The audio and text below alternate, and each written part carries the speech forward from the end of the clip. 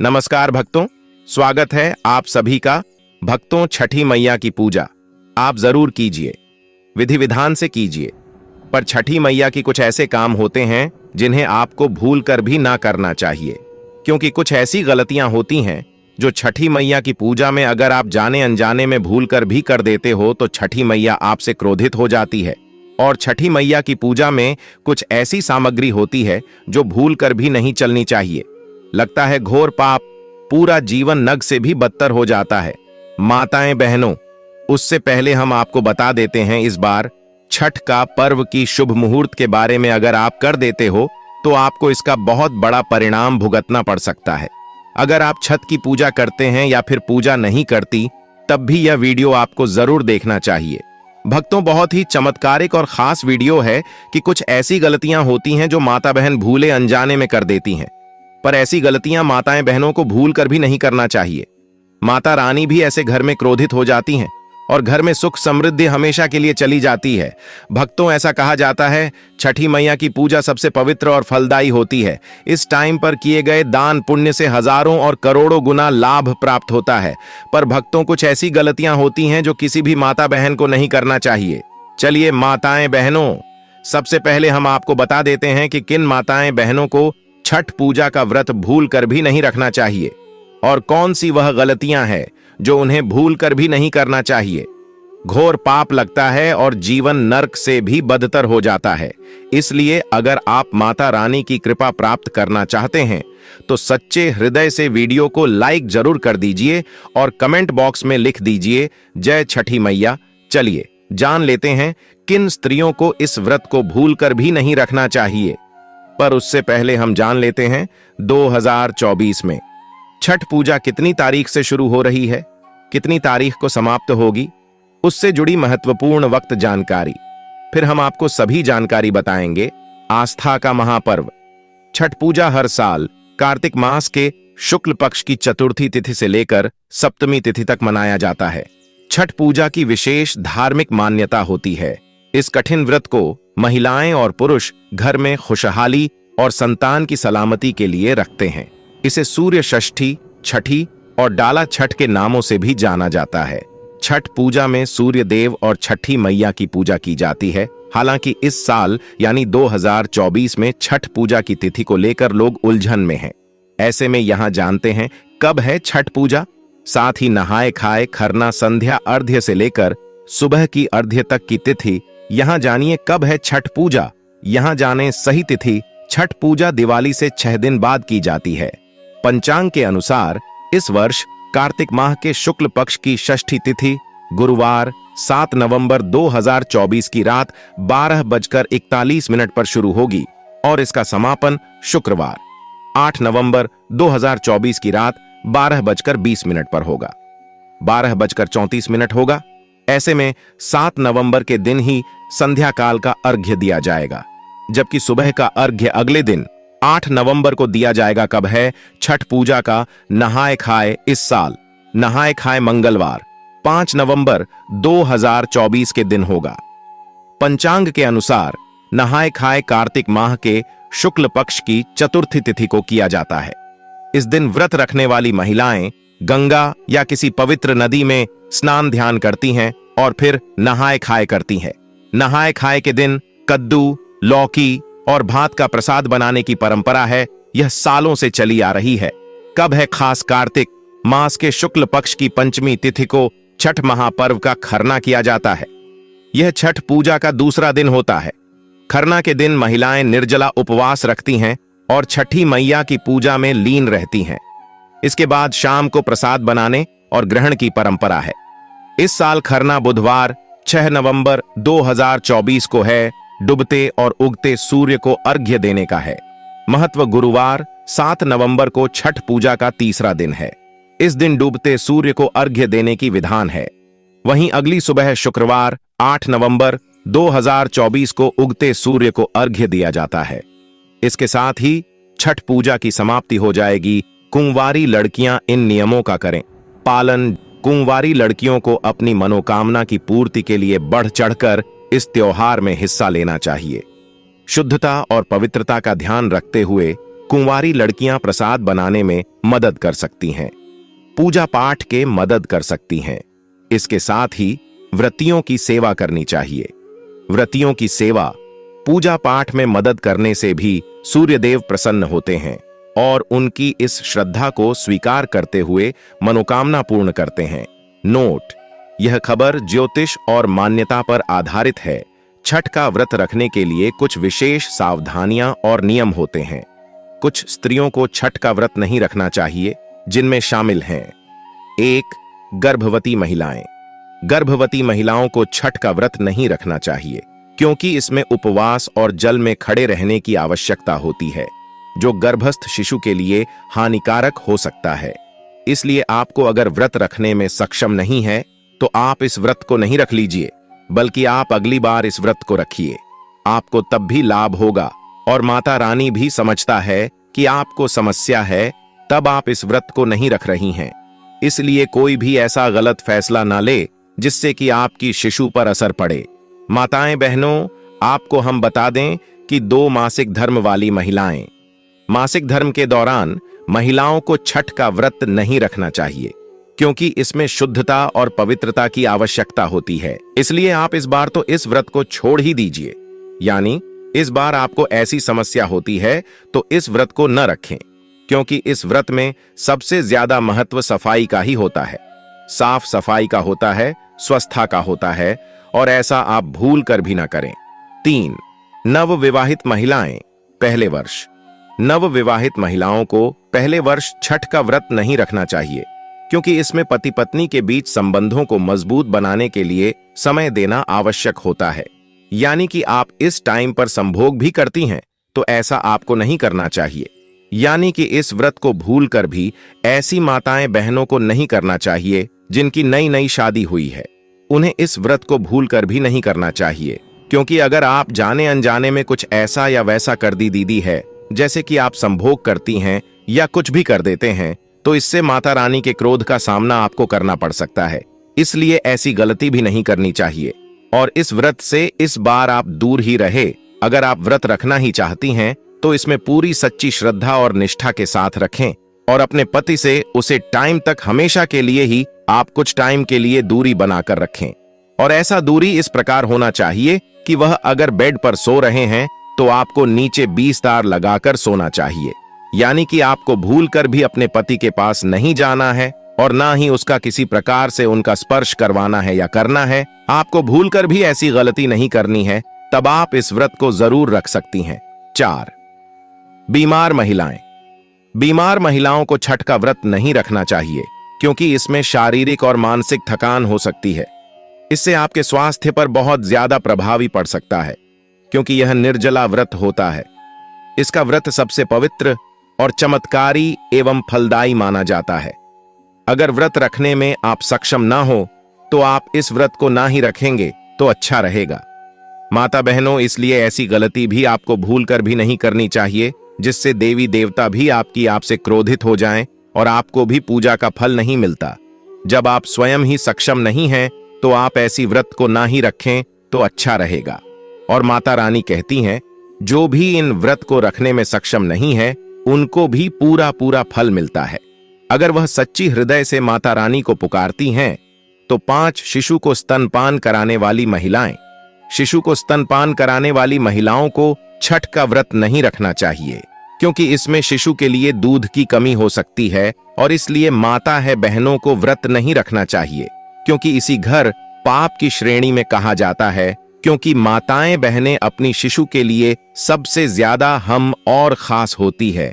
इसलिए व्रत को कुछ टाइम पर डाल दिया जाए तो बहुत ही अच्छा माना जाता है और इससे आपकी सू पर भी गलत प्रभाव पड़ सकता है। और कहा जाता है, जो माता बहन अपने शिशु को छोड़कर भगवान की आराधना भी कर ले तो भी उसे कोई फल प्राप्त नहीं होता। इसलिए सबसे पहले आप अपने शिशु पर ध्यान दीजिए, फिर देवी देवताओं पर ध्यान दीजिए। कहा जाता है, ऐसे देवी देवता भी ऐसी माता बहनों का साथ नहीं देते जो स्वयं अपने शिशु को छोड़कर माता या फिर देवी देवताओं की पूजा करते हैं। ऐसी पूजा कभी भी कोई भी देवता कभी स्वीकार नहीं करता और इससे आपके घर पाप भी लग सकता है। इसलिए ऐसी कार्य भी आपको नहीं करना चाहिए। 6. मानसिक रूप से अस्वस्थ महिलाएं। मानसिक रूप से अस्वस्थ महिलाओं को छठ का व्रत नहीं रखना चाहिए, क्योंकि इसमें मानसिक तनाव बढ़ सकता है और आपका स्वास्थ्य पहले से भी ज्यादा बिगड़ सकता है। इसलिए इस व्रत को आप अगली बार रखें तो अच्छा रहेगा, पर इस बार आप इस व्रत को टाल दी तो अच्छा है। 7, शारीरिक रूप से कमजोर महिलाएं। शारीरिक रूप से कमजोर महिलाओं को छठ का व्रत नहीं रखना चाहिए, क्योंकि इसमें शारीरिक थकान हो सकती है और आप पहले से भी ज्यादा बीमार हो सकते हैं। कोई भी आपको समस्या परेशानी हो सकती है और देवी देवता भी स्वयं कहते हैं आप उत्तर भी व्रत को रखें जब आप इस व्रत को रखने में सक्षम हो, अन्यथा ऐसे व्रत को आप भूल कर भी ना रखें तो आपके लिए यह अच्छा ही होगा।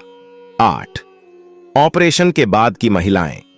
ऑपरेशन के बाद की महिलाओं को छठ का व्रत नहीं रखना चाहिए, क्योंकि इसमें शारीरिक और मानसिक थकान हो सकती है। 9, लंबे समय से बीमार चली आ रही महिलाएं। लंबे समय से बीमार चली आ रही महिलाओं को छठ का व्रत नहीं रखना चाहिए, क्योंकि इसमें स्वास्थ्य खराब हो सकता है। 10, अत्यधिक थकान या तनाव वाली महिलाएं। अत्यधिक थकान या तनाव वाली महिलाओं को छठ का व्रत नहीं रखना चाहिए, क्योंकि इसमें मानसिक और शारीरिक थकान बढ़ सकती है। चलिए माता बहनों, आप जान लेते हैं किन स्त्रियों को कौन सी गलतियां नहीं करना चाहिए। जो इस व्रत को रखती हैं उन्हें कुछ ऐसे गलत काम होते हैं जो भूल कर भी नहीं करना चाहिए। माताएं बहनों, अभी तक आपने वीडियो को लाइक ना लिख किया हो तो जरूर ही कर दीजिए और कमेंट बॉक्स में जरूर लिखें जय छठी मैया, जिससे कि छठी मैया की कृपा आप पर एवं आपके पूरे परिवार पर हमेशा ही बनी रहे और आपको शुभ समृद्धि धन दौलत की प्राप्ति हो और आपकी हर एक मनोकामना इच्छा पूरी हो। चली जान लेते हैं, छठी मां सूनी गोद को भरने वाली है, इसलिए इनका पूजन विधि विधान से करना चाहिए और साफ सफाई प्रसाद सहित 3 दिन व्रत के दौरान कुछ बातें का विशेष ध्यान रखना चाहिए। इन बातों का रखें विशेष ध्यान। स्नान और कपड़े। छठ पूजा में माता छठी और भगवान सूर्य की उपासना करते से पहले अच्छे से नहा लें और स्वच्छ साफ सुथरे कपड़े पहन लें। ध्यान दें कि कहीं भी गंदगी नहीं होनी चाहिए। साफ सफाई का दें विशेष ध्यान। छठ पूजा के दौरान साफ सफाई का विशेष ध्यान देना चाहिए। छठ पूजा में बनाए जाने वाले भोग संबंधी सभी अनाज घर में ही धुलना, सुखाना और कूटना पीसना चाहिए और प्रसाद बनाना चाहिए। चूल्हे को अच्छे से लीप लें। यदि आप छठ का प्रसाद मिट्टी के चूल्हे में तैयार कर रही हैं तो ध्यान दें कि चूल्हा नया हो और अच्छे से लिपा हुआ हो। यदि आप गैस चूल्हे का इस्तेमाल करना चाहती हैं तो वह नया होना चाहिए।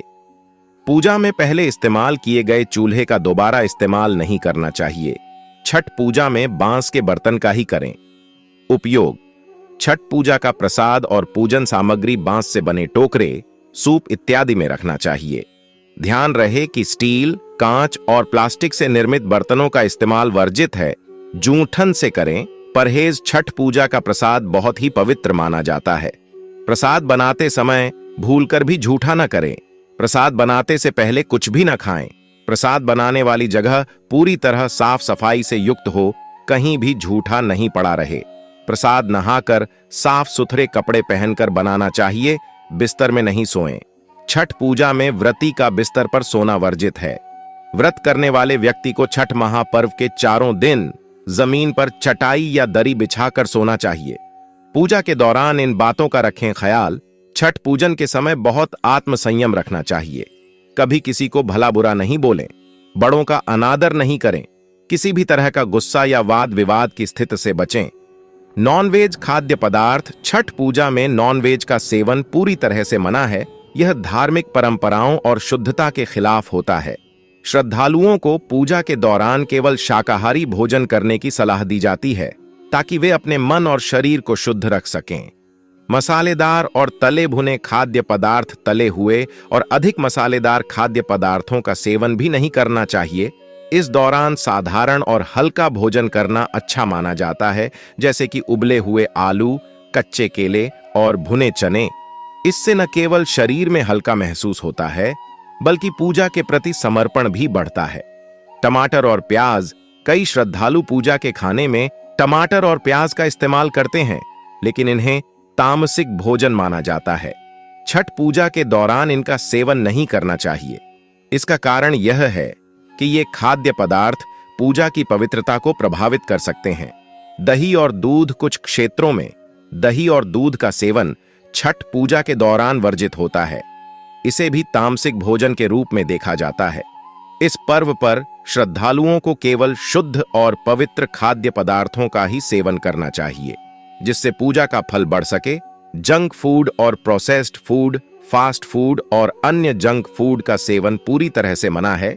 इन खाद्य पदार्थों में अधिक वसा और रखे हुए होते हैं, जो स्वास्थ्य के लिए हानिकारक हो सकते हैं। पूजा के समय केवल प्राकृतिक और ताजे खाद्य पदार्थों का सेवन करें, जैसे कि फल, सब्जियां और अनाज।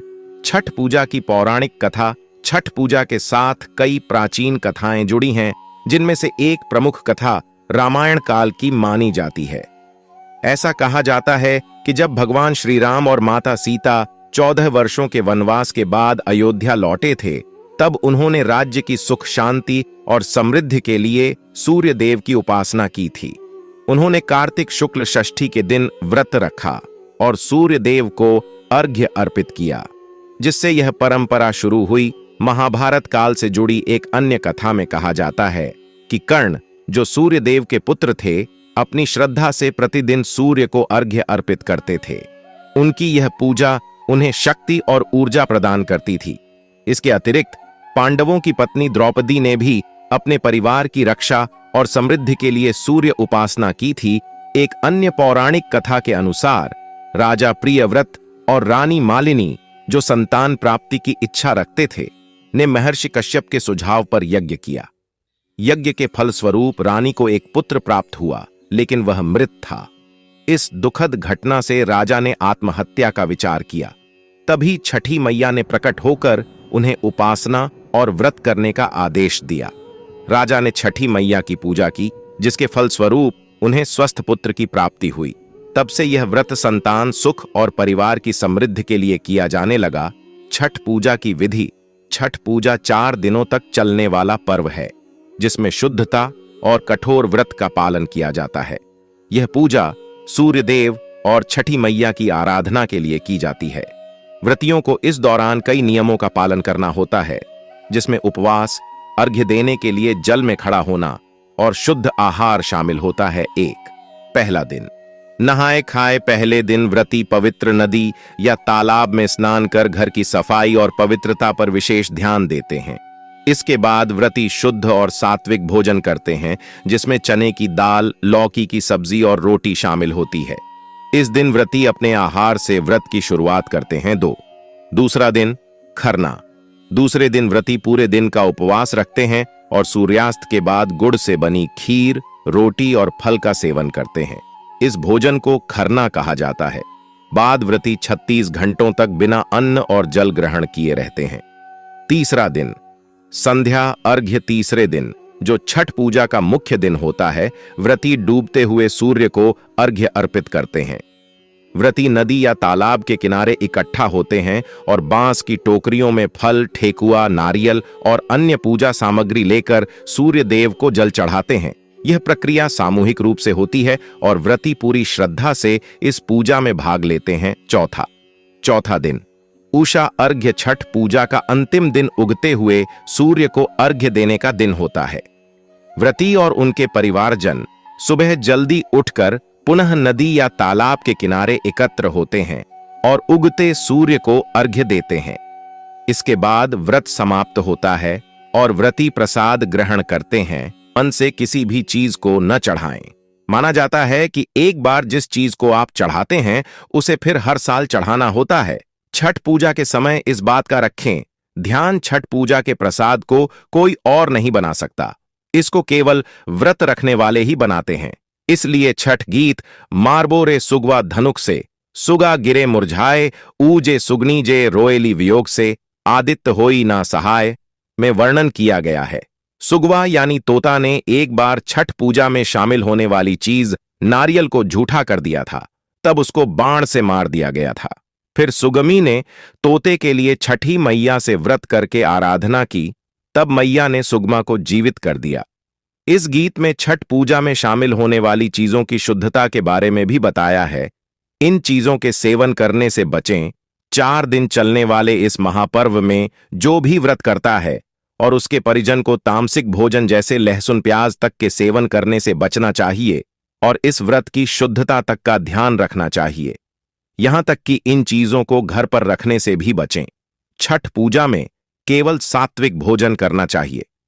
लहसुन प्याज को राक्षसी भोजन माना गया है और व्रत के दौरान इन चीजों के प्रयोग से व्रत की अखंडता और शुद्धता खत्म हो जाती है और पाप के भागीदार बन जाते हैं।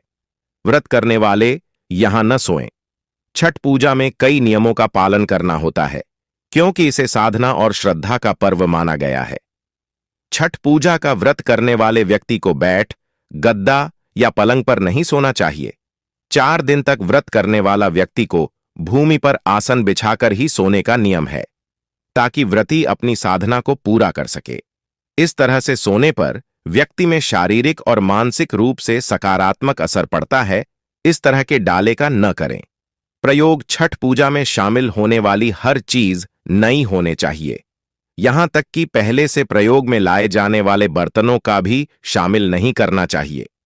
अगर आपको बर्तन धातु के बने हुए हैं तो उनको साफ करके प्रयोग में लाया जा सकता है, लेकिन डाला हमेशा नया ही होना चाहिए।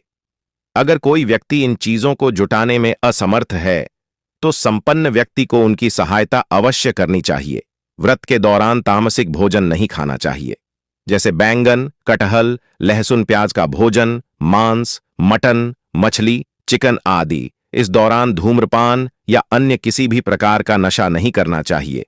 सूर्य को अर्घ्य देने से पहले जल या भोजन ग्रहण नहीं करना चाहिए। सूर्य को अर्घ्य देने का पात्र चांदी, स्टील, लोहा, कांच, प्लास्टिक, कांसा, जर्मन या एल्यूमिनियम का नहीं, तांबा या पीतल का होना चाहिए। किसी मन्नत के लिए छठी मैया की पूजा कर रहे हैं तो मन्नत पूर्ण होने पर जो वाद किया है उसे पूर्ण करना चाहिए। शुद्ध और पवित्र होकर ही छठ का प्रसाद और भोजन बनाना चाहिए, गंदे या झूठे हाथ से नहीं। प्रसाद को ऐसे स्थान पर रखें जहां से उसे कोई छुए नहीं।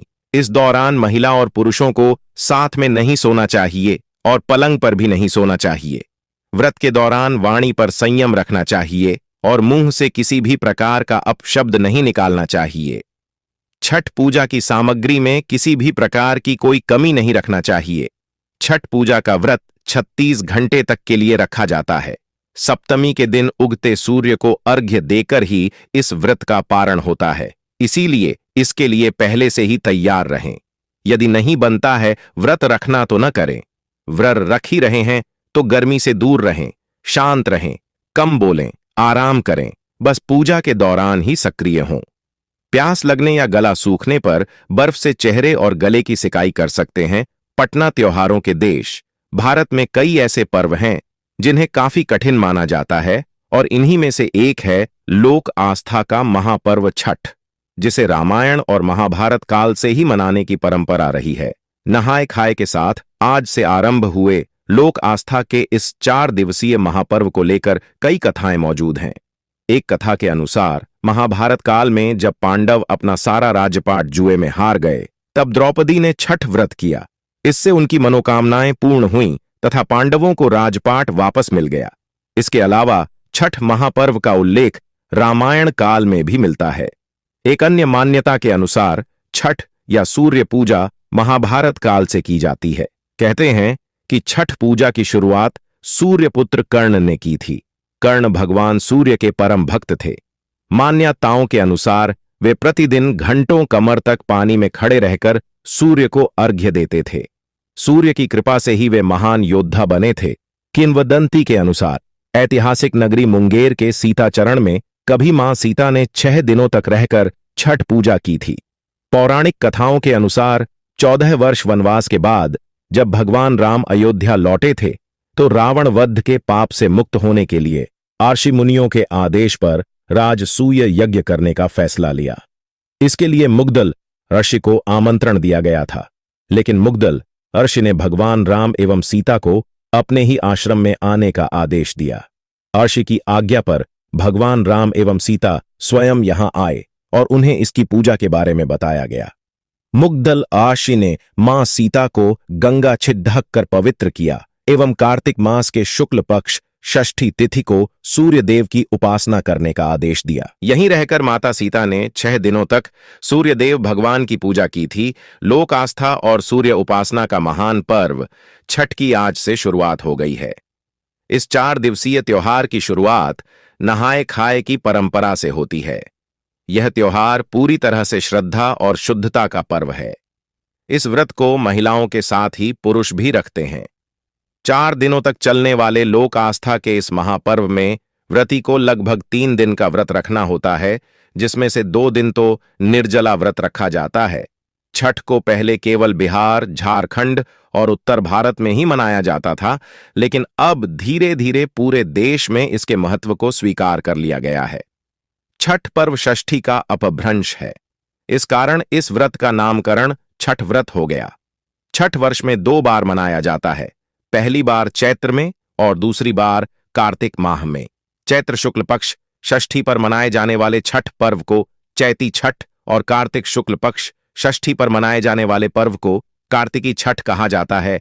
इस पूजा के लिए 4 दिन महत्वपूर्ण हैं: नहाए खाए, खरना या लोहंडा, सांझा अर्घ्य और सूर्योदय अर्घ्य। छठ की पूजा में गन्ना, फल, डाला और सूप आदि का प्रयोग किया जाता है। मान्यताओं के अनुसार छठी मैया को भगवान सूर्य की बहन बताया गया है। इस पर्व के दौरान छठी मैया के अलावा भगवान सूर्य की पूजा आराधना होती है। कहा जाता है कि जो व्यक्ति इन दोनों की अर्चना करता है, उनकी संतानों की छठी माता रक्षा करती है। कहते हैं कि भगवान की शक्ति से ही 4 दिनों का यह कठिन व्रत संपन्न हो पाता है। छठ वास्तव में सूर्योपासना का पर्व है, इसलिए इसे सूर्य षष्ठी व्रत के नाम से भी जाना जाता है। इसमें सूर्य की उपासना उनकी कृपा प्राप्त करने के लिए की जाती है। ऐसा विश्वास है कि इस दिन सूर्यदेव की आराधना करने से व्रती को सुख, सौभाग्य और समृद्धि की प्राप्ति होती है और उसकी सभी मनोकामनाएं पूरी होती हैं। इस पर्व के आयोजन का उल्लेख प्राचीन ग्रंथों में भी पाया जाता है। इस दिन पुण्य सलिला नदियों, तालाब या फिर किसी पोखर के किनारे पर पानी में खड़े होकर सूर्य को अर्घ्य दिया जाता है। पौराणिक मान्यताओं के अनुसार कार्तिक शुक्ल पक्ष की षष्ठी के सूर्यास्त और सप्तमी के सूर्योदय के मध्य वेद माता गायत्री का जन्म हुआ था। प्रकृति के छठे अंश से उत्पन्न छठी माता बालकों की रक्षा करने वाले विष्णु भगवान द्वारा रची माया हैं। बालक के जन्म के 6ठे दिन छठी मैया की पूजा अर्चना की जाती है, जिससे बच्चे के ग्रह गोचर शांत हो जाएं और जिंदगी में किसी प्रकार का कष्ट नहीं आए। इस मान्यता के तहत ही इस तिथि को षष्ठी देवी का व्रत होने लगा। छठ पूजा की धार्मिक मान्यताएं भी हैं और सामाजिक महत्व भी है, लेकिन इस पर्व की सबसे बड़ी बात यह है कि इसमें धार्मिक भेदभाव, ऊंच नीच, जात पात भूलकर सभी एक साथ इसे मनाते हैं। किसी भी लोक परंपरा में ऐसा नहीं है। सूर्य, जो रोशनी और जीवन के प्रमुख स्रोत हैं, और ईश्वर के रूप में जो रोज सुबह दिखाई देते हैं, उनकी उपासना की जाती है। इस महापर्व में शुद्धता और स्वच्छता का विशेष ख्याल रखा जाता है और कहते हैं कि इस पूजा में कोई गलती हो तो तुरंत क्षमा याचना करनी चाहिए, वरना तुरंत सजा भी मिल जाती है। सबसे बड़ी बात है कि यह पर्व सबको एक सूत्र में पिरोने का काम करता है। इस पर्व में अमीर गरीब, बड़े छोटे का भेद मिट जाता है। सब एक समान एक ही विधि से भगवान की पूजा करते हैं। अमीर हो वो भी मिट्टी के चूल्हे पर ही प्रसाद बनाता है और गरीब भी। सब एक साथ गंगा तट पर एक जैसे दिखते हैं। बांस के बने सूप में ही अर्घ्य दिया जाता है। प्रसाद भी एक जैसा ही, और गंगा और भगवान भास्कर सबके लिए एक जैसे हैं। आपको ये वीडियो कैसी लगी कमेंट करके जरूर बताएं और इस वीडियो को हर एक माता बहन के साथ शेयर करें, जिससे कि वह भी इस वीडियो से लाभ ही लाभ उठा सके। और इस वीडियो को आप ज्यादा से ज्यादा शेयर करें, जिससे कि हर एक माता बहन तक इस वीडियो को शेयर हो सके और वह इस वीडियो से लाभ ही लाभ उठा सके। धन्यवाद वीडियो देखने के लिए माताएं बहनों।